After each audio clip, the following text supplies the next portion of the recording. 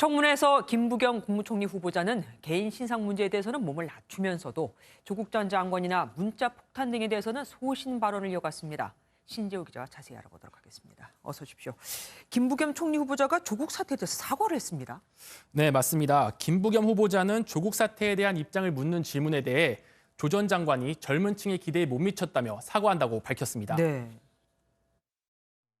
여러 가지 것들이 거기에 기대에 못 미쳤고 그래서 국민들하고 특히 젊은 층들한테 여러 가지 상처를 준 것은 안타깝게 생각합니다. 여당 내에서 강경파를 중심으로 논의되고 있는 검찰 수사권 완전 박탈, 이른바 검수완박에 대해선 의원 일부의 개인 의견이라고 선을 그었습니다. 예. 또 강성 여당 지지자들의 폭탄 문자에 대해선 민주주의적 방식은 아니다라고 밝혔고 대통령이 30대 남성을 고소한 일은 참모진의 보좌가 아쉽다는 입장을 밝혀 눈길을 끌었습니다. 또 과거 박원순 전 시장 성추행 피해자를 피해 호소인이라고 옹호했던 일도 사과했습니다. 거듭 피해자한테 사과드리고요. 또 앞으로도 특히 성인지 감수성 부분이 많이 부족했다는 지적을 아프게 받아들이겠습니다. 조 전 장관과 관련해서 여권 인물이 저렇게 공식적인 자리에서 대놓고 사과한 거는 처음인 것 같습니다. 김 후보자의 학폭 논란도 시끄러웠었는데 이 문제는 어떻게 넘어갔습니까? 네, 김 후보자는 개인 신상과 관련한 질문에 대해선 철저하게 몸을 낮췄습니다. 과거 왕따 가해자 경험을 고백한 자서전 내용에 대해선 반성하고 참회하는 심정으로 쓴 것이라고 밝혔습니다.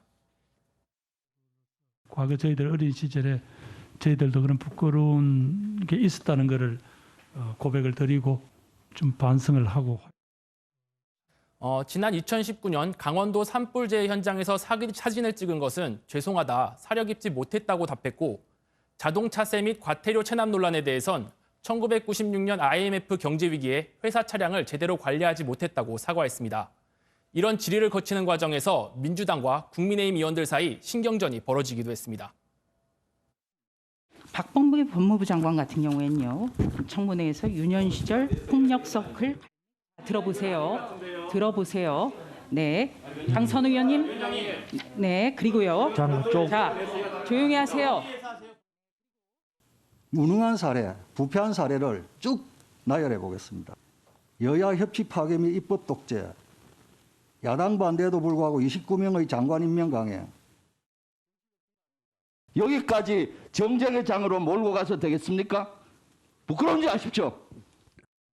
사실 가장 관심을 또 끌었던 건 그 김 후보자의 딸 부부가 라임 투자를 했고 거기서 특혜를 받았다는 의혹이었습니다. 어린 자녀들을 이름으로도 각각 3억씩 들어갔다는 건데 그거는 해명이 됐습니까? 네, 오늘은 의원 질의만 이어진 만큼 이 문제에 대해서 심도 깊은 논의가 이어지진 않았습니다. 네. 다만 라임 의혹에 대한 본격적인 공방은 증인과 참고인을 합쳐 20명이 참석하는 내일 청문회에서 본격적으로 다뤄질 것으로 보입니다. 알겠습니다. 그럼 이번 청문회 하이라이트는 내일이라고 봐도 되겠네요. 그럼 내일 또 보도 부탁드립니다. 고맙습니다.